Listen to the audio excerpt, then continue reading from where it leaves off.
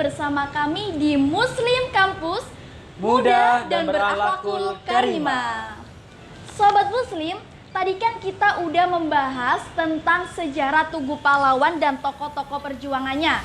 Nah, di segmen kali ini kita akan membahas tentang tokoh inspiratif Islam yang ikut memperjuangkan kemerdekaan bangsa Indonesia. Dan tentunya nih, ragam perjuangannya bisa kita lakukan sebagai generasi milenial. Menarik bukan? Maka dari itu pantengin terus kita di Muslim Kampus Muda dan Berakhlakul Karimah.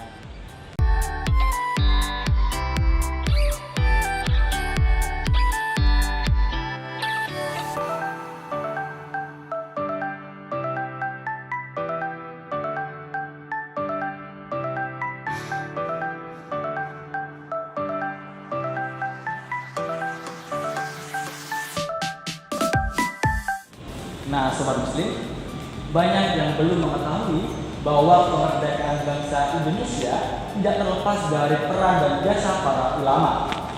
Selain para nasionalis dan tentunya seluruh rakyat Indonesia, banyak di antaranya memiliki pondok pesantren dengan ribuan santri serta bibit pemuda Islami. Saat itulah mereka terjun langsung ke ranah perjuangan untuk merebut kembali kemerdekaan rakyat Indonesia. Gambaran perlawanan para ulama terhadap Belanda terlihat ketika Pangeran Diponegoro berupaya untuk mengusir penjajah dalam Perang Diponegoro atau Perang Jawa.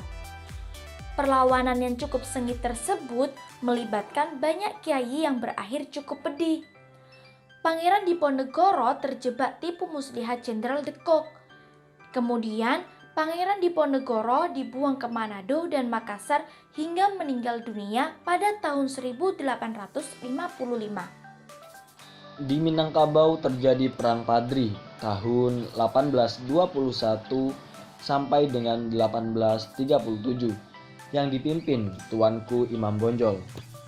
Meski perang ini diketahui sebagai perlawanan Imam Bonjol terhadap kaum adat, tetapi infiltrasi Belanda sangat kental, sebab ternyata perang yang berlangsung cukup lama itu berakhir dengan dibuangnya Imam Bonjol oleh kolonial Belanda ke Ambon dan kemudian ke Manado, hingga akhir hayatnya di tahun 1864.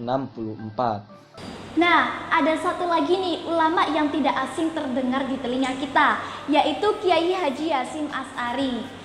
Awal mulanya sesampai beliau datang ke Indonesia dari belajarnya di Mekah, beliau ini menepati janji dan sumpahnya saat di Multazam, yaitu pada tahun 1899 Masehi, beliau mendirikan pondok pesantren Tebu Ireng di Jombang, Jawa Timur.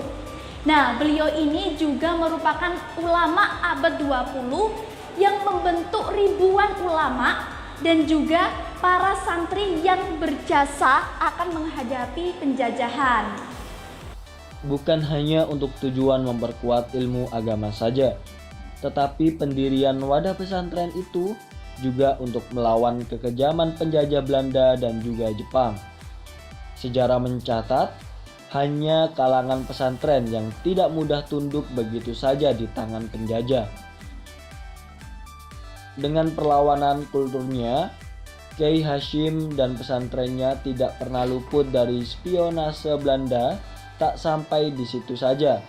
Pada tanggal 22 Oktober 1945, di masa agresi militer Belanda kedua, Kiai Haji Hasyim Asy'ari mengeluarkan fatwa resolusi jihad.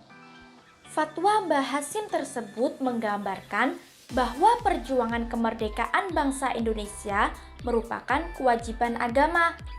Nah, hal ini yang akhirnya mampu menggerakkan rakyat Indonesia untuk melawan dan mengusir penjajahan kembali oleh Belanda. Dan masih banyak lagi para ulama dan juga tokoh-tokoh Islami yang berperan penting dalam memperjuangkan kemerdekaan Indonesia. Islam pun juga mewajibkan kita untuk melawan perlawanan terhadap serangan dari negara-negara asing. Itu pun dijelaskan dalam firman Allah di dalam surat An-Nisa ayat 59. Ya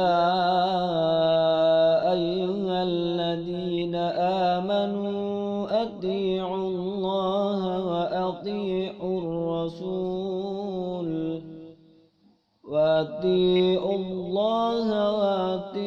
الرسول وأولي الأمر منكم, yang artinya, hai orang-orang yang beriman, taatilah Allah dan taatilah Rasul-Nya, serta ulil amri di antara kamu. Quran Surat An-Nisa ayat 59. Dalam memerangi pihak-pihak yang membenci dan melawan mereka di negeri-negeri mereka. Adapun dalil dari As-Sunnah di antaranya hadis riwayat Imam Muslim nomor 1852 dari Arfaja. Beliau berkata, aku mendengar Rasulullah Shallallahu Alaihi Wasallam bersabda, jika ada orang yang datang kepada kalian ketika kalian telah sepakat terhadap satu orang sebagai pemimpin, lalu dia ingin merusak persatuan kalian atau memecah jamaah kalian, maka perangilah ia. Hadis riwayat Imam Muslim. Sobat Muslim, banyak nih dari kita yang tidak berpikir bahwa bagaimana cara mengikuti jejak-jejak para pahlawan dalam perjuangan mereka. Lantas, apa yang harus dilakukan oleh generasi milenial dalam perjuangan mereka? Nah, kita akan menguliknya khususnya untuk Sobat Muslim di rumah. Tapi sebelum itu, akan ada informasi menarik dan penting, yaitu bagaimana Rasulullah SAW dalam berjuang menegakkan agama Islam. Maka dari itu Sobat Muslim, pantengin terus kita di Muslim Kampus, mudah dan berakhlakul karimah. Sobat Muslim, perdamaian adalah asas dari ajaran Islam. Rasulullah SAW mengajarkan para sahabatnya agar tidak mengandai-andaikan peperangan dan permusuhan. Beliau mengajarkan agar para sahabatnya memohon perdamaian dan keselamatan. Sebagaimana sabdanya dalam hadis riwayat Bukhari nomor 2966 dan Muslim nomor 1742. Janganlah kalian mengharapkan bertemu dengan musuh, tapi mintalah kepada Allah keselamatan. Dan bila kalian telah berjumpa dengan musuh, maka bersabarlah.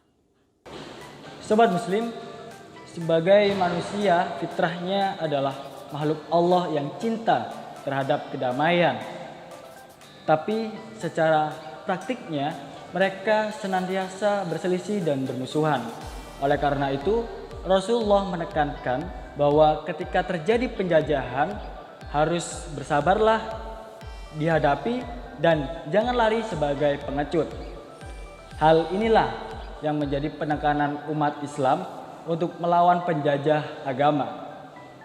Sebagai seorang muslim, kita dididik dengan akhlak yang mulia, yaitu Al-Quran dan As-Sunnah, di mana kedua wahyu tersebut selalu mengedepankan kedamaian dan berupaya menghindari peperangan. Nah, izin berperang ini umat Islam baru muncul ketika dihadapi dalam kondisi berperang. Tetapi umat Islam ini harus membela diri mereka dan agama mereka, yaitu agama Islam. Sebagaimana dalam firman Allah dalam Quran Surat Al-Hajj ayat 39-40. Udzina lilladzina yuqataluna biannahum zulimu wa innallaha ala nasrihim laqadir. Alladzina ukhriju min diyarihim bighairi haqqin illa an yaqulu rabbuna Allah, Yang artinya telah diizinkan berperang bagi orang-orang yang diperangi, karena sesungguhnya mereka telah dianiaya.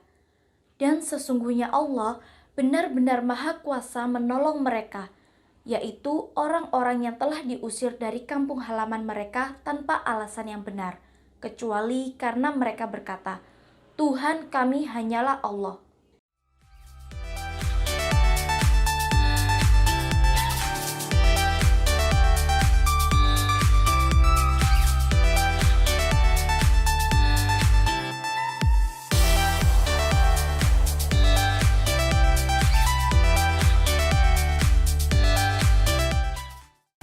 Lalu, mengapa umat Islam menganjurkan berperang? Karena berperang pada saat itu adalah solusinya. Saat perintah perang turun, Rasulullah SAW dapat firman dan juga diterapkan oleh umatnya agar senantiasa melakukan nilai-nilai kebaikan dan tidak melebih-lebihkan serta tidak melampaui batas, karena sesungguhnya Allah Subhanahu wa taala membenci orang-orang yang melampaui batas. Nah, sobat muslim, itulah yang menjadikan Islam semakin kompleks dalam ajarannya dan juga dipenuhi toleransi saling menghargai antar umat.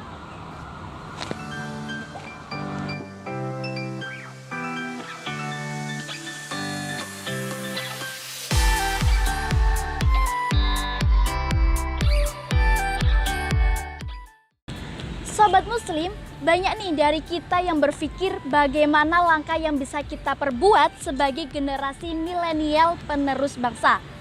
Nah, banyak juga nih caranya, yaitu dengan cara berperang. Tetapi maksudnya berperang ini bukan dengan senjata ya, tetapi melainkan dengan teknologi. Benar banget. Kemudian, menjadi remaja muslim yang cerdas dan kreatif dalam membangun bangsa itu adalah perjuangan bagi generasi kita. Jadi banyak sekali versinya. Nah, seperti halnya pemuda muslim berikut ini. Ada sosok muslimah inspiratif yang berasal dari UIN Sunan Ampel, Surabaya. Prestasinya ini dibilang sangat membanggakan bukan cuma untuk dirinya sendiri, tetapi juga untuk keluarga dan universitas di mana ia menimba pendidikan. Tak lain ialah Fadila Yahya. Wanita kelahiran 1997 tersebut merupakan finalis Santri Kijabhan tahun 2018. Berkat bakat storytelling dan juga kepiawaiannya yang berhasil memukau para juri dalam menjawab pertanyaannya dengan lancar, Fadila Yahya pun berhasil meraih gelar finalis. Setelah jadi juara, Fadila lebih dikenal. Ia sering diundang untuk menjadi pembicara talkshow hingga model busana muslim. Namun, ia tidak berhenti di situ. Kini, ia mengikuti sekolah model di Glamour Look Surabaya dan membentuk wadah di kampusnya dengan nama Public Speaking dan Personal Development. Dan tentunya masih banyak generasi muda milenial bangsa yang sukses di bidangnya dan keahliannya. Dan itu juga menginspirasi kita semua agar kita tidak mudah menyerah dalam meraih mimpi-mimpi kita. Nah, sobat muslim dan juga Ana, mumpung tema kita hari ini adalah 17 Agustus. Nah, maka dari itu yuk kita nanti lihat keseruan dari kemerdekaan Indonesia ini.